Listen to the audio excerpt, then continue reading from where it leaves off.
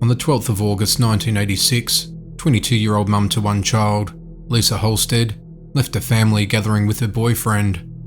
At around 2:30 a.m, Lisa was seen bolting over boyfriend's car after an argument in the area of Mason and Taylor Streets in Green Bay, Wisconsin. Her boyfriend said she never made it home to the apartment they shared just a couple of blocks away.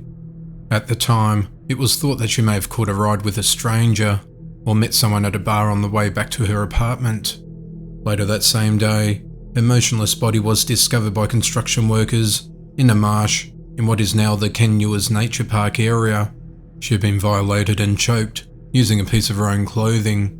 Evidence was collected at the scene, and all suspects were questioned at the time, but no one was charged, and the case went cold. In March of 1998, DNA analysis of foreign bodily fluid found in Lisa didn't match her boyfriend or anyone else in the National DNA database. The case was reinvestigated with fresh eyes when Detective David Graff, along with the FBI, started looking into the matter.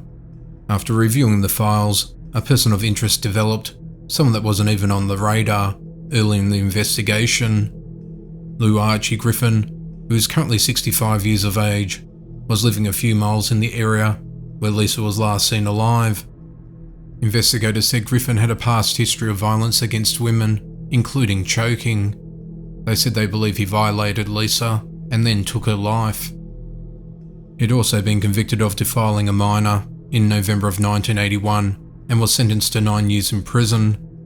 He served 5 of those years in the Green Bay Correctional Institute and was released on parole on the 20th of May 1986. Since then, he's had convictions in the Racine County in 2006 and 2012 respectively. In 2006, he was convicted of disorderly conduct involving the use of a dangerous weapon. In 2012, he was convicted of battery. He served jail time for cases of disorderly conduct with a dangerous weapon and battery. Police say these latter charges did not require the collection of DNA, and his initial conviction in 1981 didn't require samples to be collected from prisoners back then. On the 15th of September 2020, investigators monitored Lou and retrieved beer cans and a cigarette that he tossed into a dumpster. His DNA from those items matched the DNA from the 1998 DNA taken from Lisa's body. At 6 a.m. on the 28th of October 2020, Lou Griffin was arrested outside his home in Racine and was taken to the Brown County Jail. Lou denied knowing Lisa when questioned.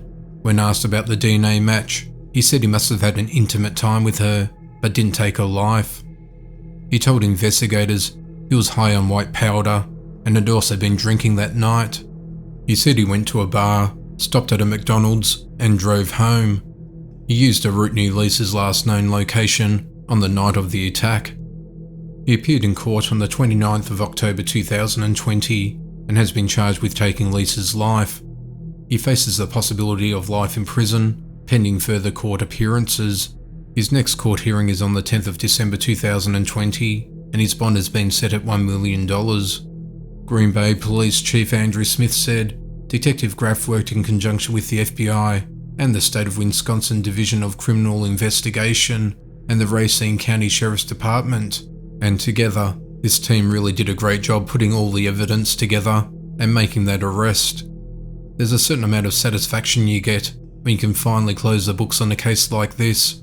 However, we're still very sad because Ms. Holstead lost her life and her child lost his mother.